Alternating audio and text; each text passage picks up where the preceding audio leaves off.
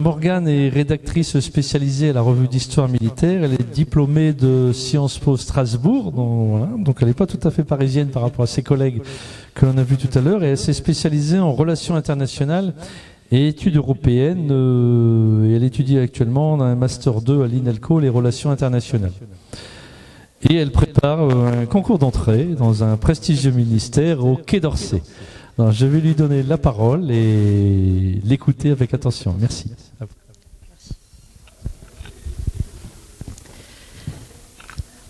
Je voudrais remercier Monsieur Pacula ainsi que Monsieur Breton pour ce salon de l'histoire militaire qui a lieu. Et je les remercie aussi de nous donner la possibilité de nous exprimer sur des sujets liés à l'histoire militaire. Donc voilà, aujourd'hui je vais vous parler d'un sujet, les contre-insurrections au Moyen-Orient. Quand on parle de contre-insurrection, le premier réflexe à avoir, c'est de s'interroger sur la définition d'insurrection. Qu'est-ce qu'une insurrection ? C'est un mouvement contestataire qui a pour objectif donc, de renverser une puissance étatique ou bien de lutter contre la présence d'une force étrangère dans un territoire donné. Les principaux moyens que va employer ce mouvement contestataire reposent sur l'acquisition du soutien d'une population. Soutien qui va compenser le manque de moyens numériques et logistiques par rapport à la puissance étatique contestée par exemple. Et pour cela, pour que la population puisse soutenir ce mouvement contestataire, elle doit adhérer à une cause qui peut être de nature politique, économique ou sociale. Et la contre-insurrection, donc, est une réponse à ce mouvement insurrectionnel qui va utiliser donc la technique des insurgés contre eux afin de décrédibiliser leur cause auprès de la population. Donc les contre-insurrections apparaissent de plus en plus dans la pratique des opérations militaires à l'entrée de la guerre froide, donc durant la période coloniale.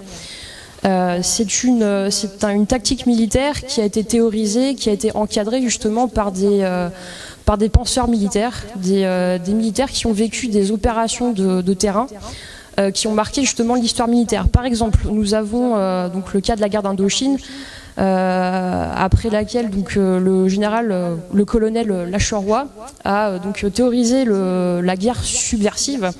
Nous avons eu David Galula, Hogarth, Trinquier, mais le plus important d'entre eux que je vais citer donc, est David Galula, qui a donc combattu pendant la guerre d'Algérie et qui est revenu donc, avec la théorie classique de contre-insurrection que nous connaissons pour la plupart. Technique de contre-insurrection classique qui a été justement donc, théorisée dans son ouvrage Contre-insurrection, théorie et pratique, et qui a été reprise donc, par la Bible des académies américaines, qui est le Field Manual 324, et donc qui, de la théorie classique de contre-insurrection, donc synthétise la COIN, C-O-I-N, qui signifie Counter-Insurgency, et qui est la suivante, donc qui envisage de créer une situation dans laquelle l'administration locale est considérée comme légitime par une majeure partie de la population d'un territoire donné, après qu'elle soit convaincue qu'elle est à l'abri d'une intimidation, de quelconque intimidation, d'un quelconque mouvement insurrectionnel. Voilà. Donc voilà, donc l'application de la contre-insurrection est particulièrement forte en fait dans une région particulière du monde qui est le Moyen-Orient. Le Moyen-Orient est une région particulière puisqu'elle est marquée par beaucoup d'instabilité du fait de la construction politique hétérogène des différents États qui la composent. Ces États ont aussi une population qui est extrêmement hétéroclite sur le plan ethnique et religieux. Et ce sont des États aussi qui possèdent des ressources en hydrocarbures qui sont extrêmement convoitées donc, par d'autres puissances. Et donc tous ces facteurs que je viens de vous citer sont aussi objets de déstabilisation, des objets de déstabilisation qui peuvent justement être exploités par les puissances extérieures justement pour accroître leur influence dans la région.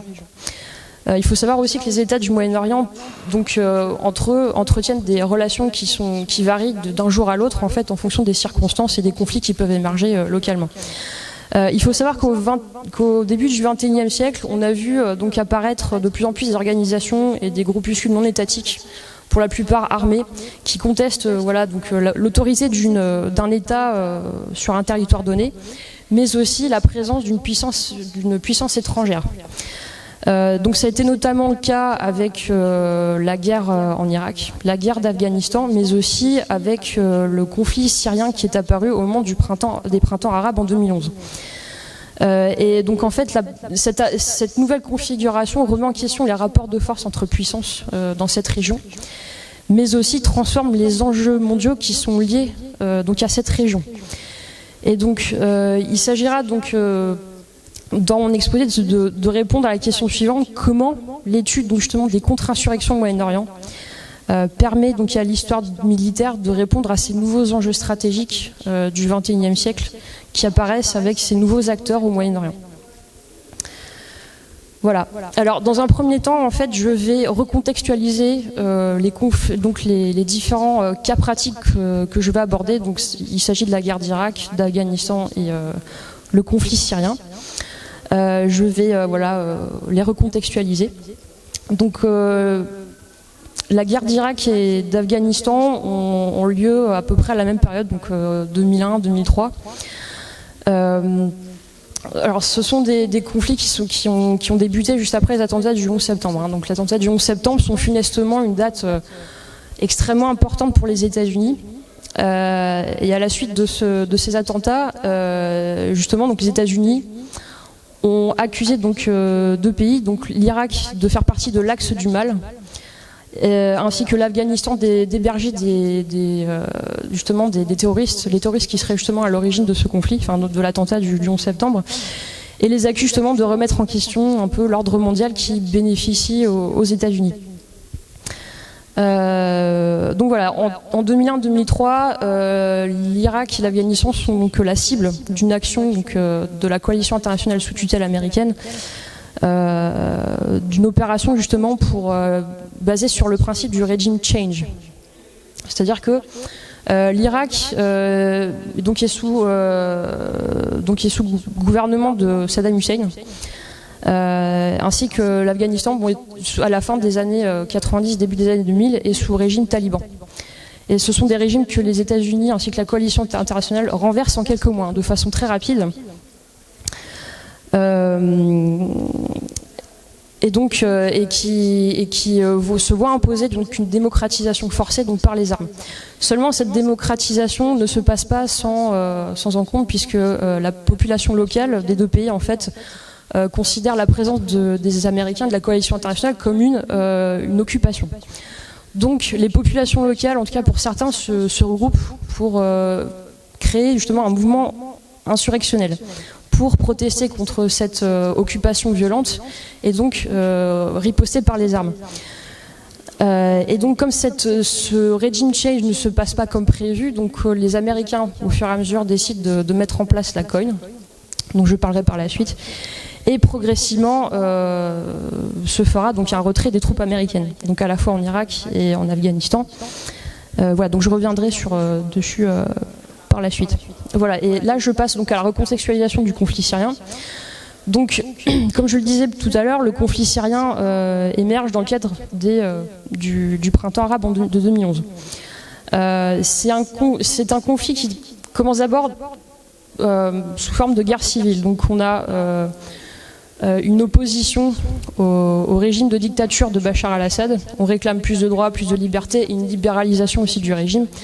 Le Bachar al-Assad réplique de façon très forte, de façon très violente, au point qu'une opposition armée se forme et qu'un conflit civil syrien émerge. Donc là, c'est vraiment le conflit syrien apparaît. En 2000, donc ça, tout cela se fait dans l'espace de 1 an. Ensuite, en 2012, on voit que le régime de Bachar al-Assad perd de plus en plus de territoires, perd 2/3 des territoires au bénéfice de l'opposition armée syrienne. En 2013, il y a donc le massacre de la Ghouta, donc le massacre chimique,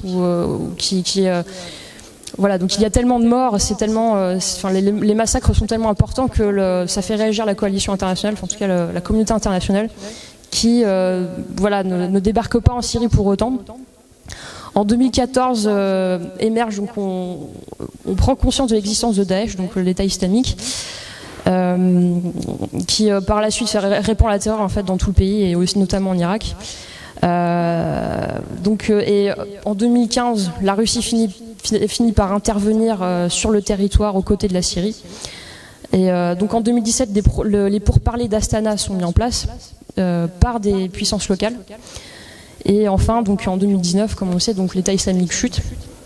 Et néanmoins, les résolutions de paix sont au point mort, puisqu'il y a de trop nombreux acteurs et de trop nombreux intérêts à prendre en compte dans les négociations.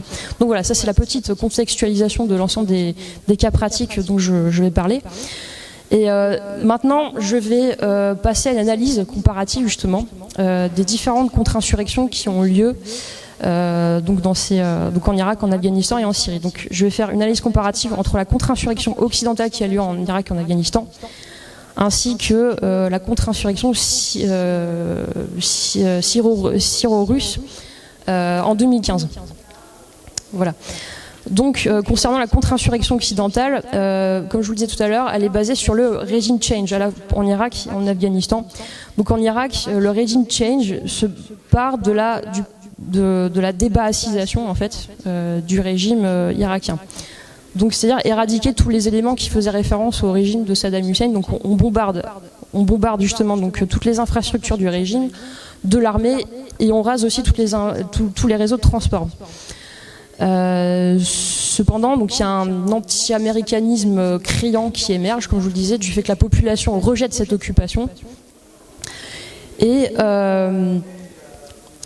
cela arrive en parallèle de la démocratisation forcée dont je vous parlais.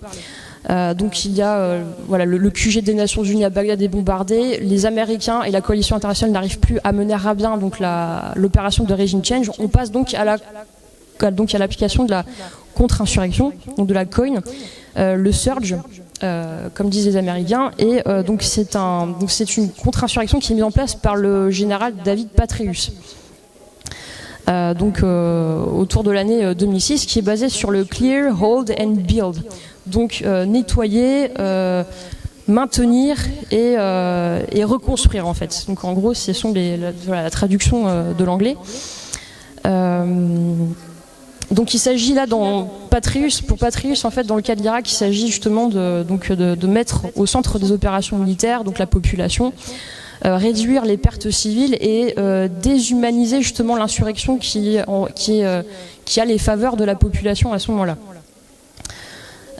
Voilà, il s'agit aussi de quadriller le territoire. Alors quand je parle de quadrillage du territoire, il s'agit justement de sécuriser toutes les zones qui sont considérées à risque. Et une fois que ces zones ne sont plus à risque, elles reviennent sous tutelle irakienne pour consolider. Cependant, donc là, les objectifs de Clear and Hold sont maintenus. Par contre, tout ce qui concerne la phase de reconstruction est assez minimaliste, puisque ce sont des opérations qui sont coûteuses. Il faut savoir qu'avant l'application de la COIN, les opérations militaires s'estimaient à 53 milliards de dollars en 2003. Et en 2007, avec l'application de la COIN, là, il faut compter 140 milliards de dollars. Donc c'est énorme. C'est vraiment très coûteux pour les États-Unis. Sachant que leur situation interne n'est pas très bonne, donc on envisage petit à petit un retrait. Il faut savoir qu'aussi donc les États-Unis et la coalition internationale dans ce genre de contexte ne sont pas habitués, donc il y a un maintien de l'ordre, donc il y a beaucoup de difficultés à reconstruire, à maintenir une pacification, puisqu'il y a quand même aussi beaucoup de conflits ethniques qui ont émergé de cette situation et religieux. Et la chercheuse Alexandra de Hope-Scheffer, en 2011, déclarait que justement cette intervention de la coalition internationale et américaine et l'imposition d'une démocratisation a gelé le débat autour justement du concept de démocratie donc dans le monde arabe.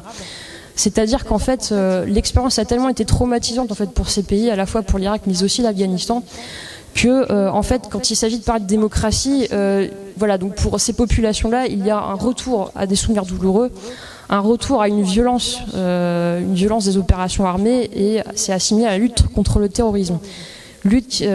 Objectif premier de ces opérations militaires dans ces pays-là. En ce qui concerne l'Afghanistan, bon, le processus reste le même. On a aussi une reconstruction, un objectif de pacification. On passe par un cadrage du territoire qui, une fois sécurisé, donc territoire une fois sécurisé, vont sous tutelle afghane. On limite aussi les pertes civiles. Alors ça marche plus ou moins. Le problème, c'est que en Afghanistan, c'est particulier. Le territoire est très montagneux. Se coordonner reste très difficile, et les talibans sont soutenus par le Pakistan qui, une fois les talibans vaincus, ils vont forcément se ressourcer à la frontière pakistano-afghane et reviennent ensuite à la charge pour justement lutter contre les forces de coalition internationale et américaines. Donc voilà, ça reste très difficile. Donc limitation des pertes civiles, mais il y a un manque d'effectifs pour assurer les missions.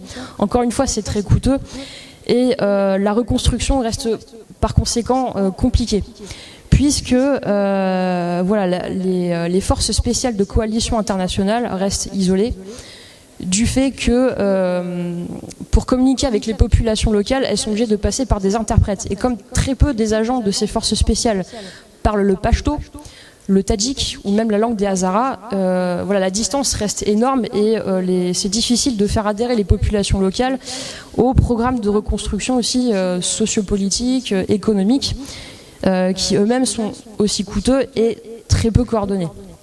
C'est-à-dire qu'en fait, on a l'intervention américaine d'un côté et l'intervention de la coalition internationale qui ne sont pas forcément coordonnées, et donc on a une pacification des opérations à deux vitesses. Donc c'est pas très facile, notamment en Afghanistan.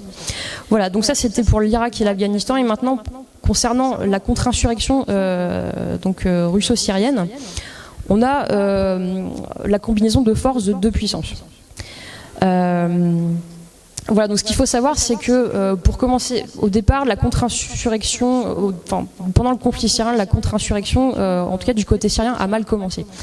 C'est-à-dire qu'en fait, au moment où il y a eu des mouvements de contestation, au moment où s'est constituée donc justement une opposition syrienne armée, Bachar al-Assad, pour contrer cette opposition, pour réprimer, s'est basé sur une contre-insurrection qui avait été utilisée par son père en 1971 contre les frères musulmans.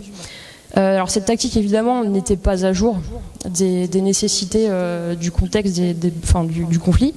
Ce qui fait que s'étant basé que sur très peu d'effectifs de son armée, surtout sur des blindés, des paramilitaires, des milices, il n'a pas pu donc libérer autant de grandes villes qu'il le souhaitait des mains des insurgés.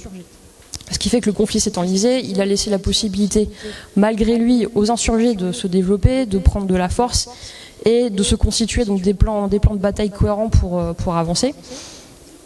Et donc voilà, celui-ci craignait de descendre de son perchoir, et il en est arrivé au point d'appliquer la stratégie de la soumission jusqu'à la famine, qui est donc justement d'aggraver encore plus la situation donc humanitaire en Syrie qui s'était dégradée donc avec le conflit syrien en 2011. Il s'appuyait aussi sur une tactique de destruction systématique, et de ce qui a amené justement au massacre de la Ghouta et à la réaction de l'Occident face à ça. L'Occident qui n'est, pour tout le dire, qui n'est pas intervenu concrètement. Le régime syrien a finalement fait un appel à l'aide donc à ses alliés internationaux. Donc le Hezbollah libanais sont intervenus pour l'aider, l'Iran pareil, mais surtout la Russie qui était là depuis le départ pour soutenir justement Bachar donc dans ce conflit.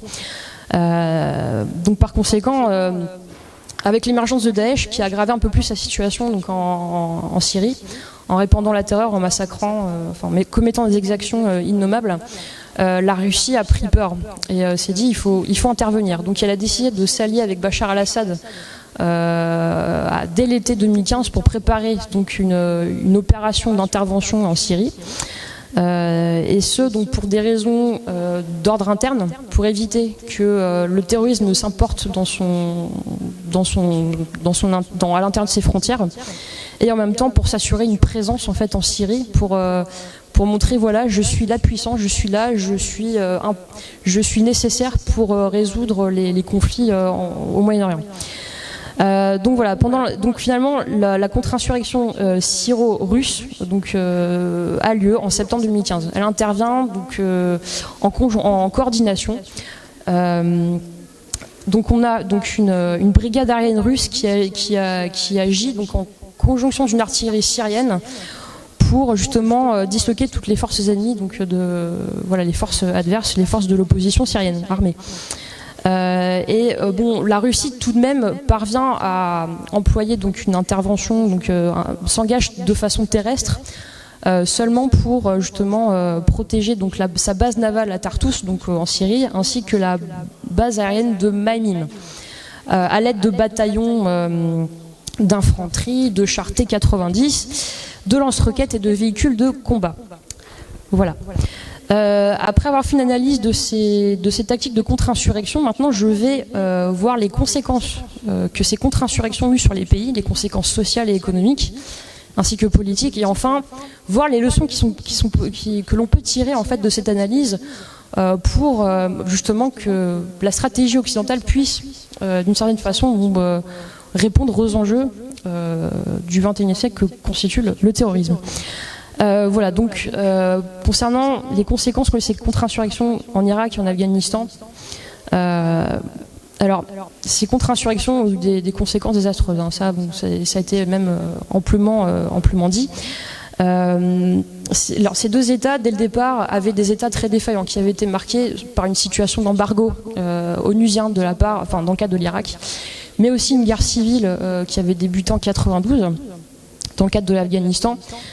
Et bien qu'il y ait eu un gouvernement taliban, la situation n'était pas non plus viable pour les populations puisque les conditions sociopolitiques étaient restées désastreuses.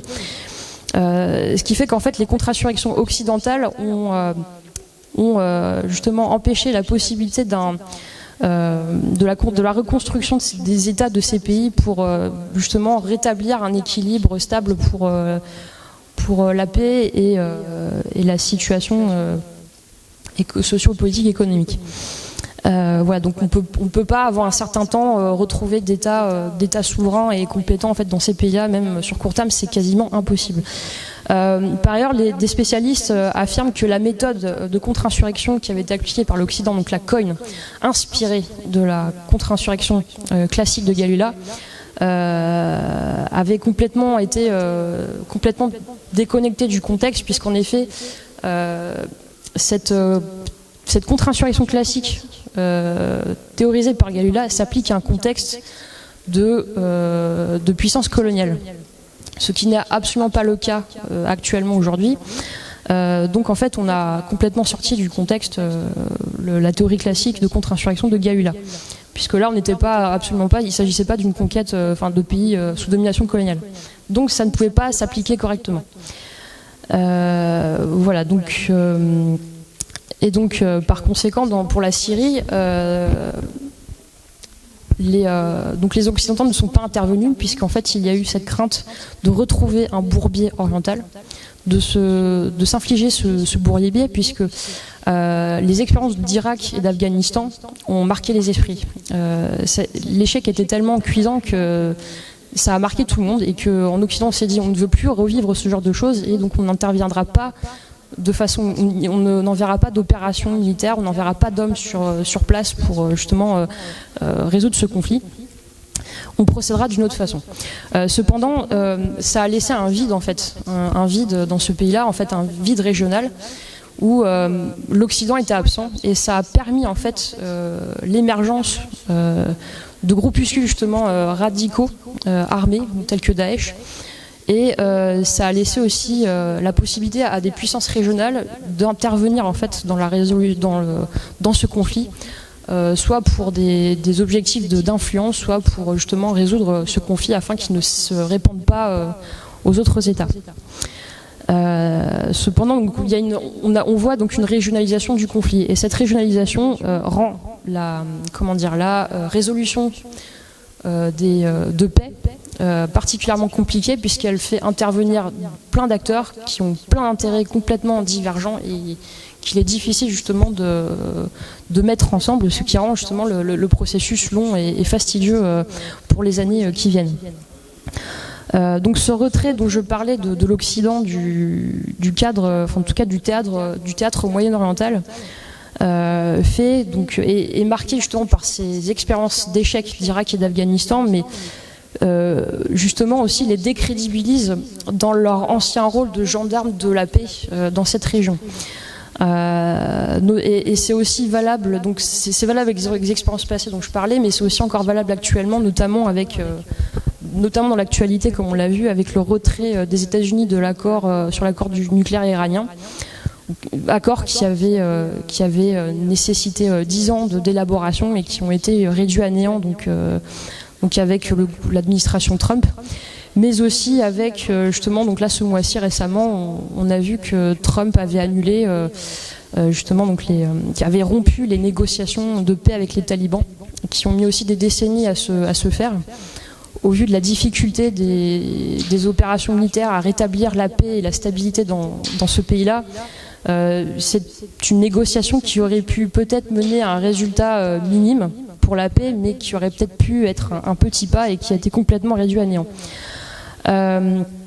Concernant la contre-insurrection russo-syrienne, alors c'est une contre-insurrection aussi qui avait pour but donc d'éliminer le terrorisme. Voilà. Et contrairement aux contre-insurrections occidentales qui avaient aussi cet objectif-là, tout en pacifiant, en démocratisant, c'est une contre-insurrection qui a utilisé très peu de moyens, mais dont les résultats ont été bien plus importants. Pourquoi ? Les efforts de cette contre-insurrection étaient bien plus concentrés, basés sur une vision politique globale plus cohérente, vision politique qui était aussi fondée sur des intérêts donc, nationaux et de politique étrangère russe, puisque la Russie a profité du vide laissé par la non-participation des Occidentaux au conflit syrien pour saper la Pax Americana qui avait été établie donc, au Moyen-Orient par les États-Unis il y a quelques décennies. Et c'est aussi dû au fait que la Russie a renouvelé son armement à 70% et a investi beaucoup plus d'argent justement dans la modernisation de son armement. Elle a aussi une expérience, contrairement à la coalition internationale, aux Américains, elle a une expérience dans le domaine des guerres asymétriques, notamment avec la guerre en Tchétchénie qu'elle a eu à effectuer. Et c'est une puissance aussi, c'est un pays qui a l'expérience du contact avec la culture arabo-musulmane. Il faut savoir qu'en fait, au sein de la Fédération de Russie, la Russie est composée d'États qui sont musulmans. Donc il y a en Russie donc l'habitude d'une approche en fait de contact avec cette culture qui n'est pas forcément accessible donc aux occidentaux. Et par conséquent, elle dispose d'un cahier de charge, d'un répertoire même d'actions qui est adapté aux réalités locales pour pouvoir agir sur le plan militaire, par exemple. Quelles leçons tirer justement pour pouvoir adapter les méthodes de contre-insurrection aux enjeux du XXIe siècle. Donc pour finir sur cette conférence, les tactiques de contre-insurrection occidentale, comme on l'aura vu, donc sont basées sur une technique classique, très classique, donc qui date de l'époque coloniale et qui n'est plus adaptée donc à nos enjeux actuels. Notamment en ce qui concerne la nature de l'insurrection. Ce n'est plus une insurrection basée sur la revendication de renverser un État ou de repousser une puissance étrangère pour prendre sa place et gouverner. Il s'agit vraiment d'une insurrection. On a vraiment affaire à une insurrection que les spécialistes appellent mondiale. C'est-à-dire qui vise pas seulement à renverser donc une autorité, mais vraiment à perturber, par exemple, les relations entre les États occidentaux. Et c'est le cas d'Al-Qaïda et de Daesh. Ce n'est plus une insurrection qui se base sur un territoire en particulier, c'est à une échelle mondiale. Donc il faut vraiment adapter les moyens en fonction de cela. Et c'est une insurrection qui n'est plus basée sur le besoin du soutien d'une population, puisque là, les moyens sont bien plus importants. Ce sont des mouvements qui se basent sur un besoin de financement. Et donc, ils vont par tous les moyens chercher à se financer pour commettre leurs actes, comme le trafic d'êtres humains ou d'œuvres d'art, et que sais-je encore. C'est aussi donc un mouvement qui a besoin d'un réseau de communication assez large pour toucher le plus de personnes afin qu'elles adhèrent au mieux à leur cause à travers une propagande importante. C'est aussi donc un mouvement qui est très flexible, donc qui peut agir à n'importe quel endroit de la planète, qui peut viser l'ambassade de tel pays dans un pays en particulier. Donc c'est vraiment une insurrection à dimension très vaste. Voilà, donc il faut prendre en compte ces facteurs-là pour établir une tactique de contre-insurrection. Voilà, donc pour conclure, il faut savoir qu'il faut justement prendre en compte le centre de gravité de ce type de mouvement. Donc le centre de gravité qui est le financement, donc son réseau de communication et sa flexibilité, et ceci permettrait justement de s'adapter justement aux besoins, faire valoir sûrement davantage les intérêts de la coalition internationale face à ces mouvements. Voilà, je vous remercie.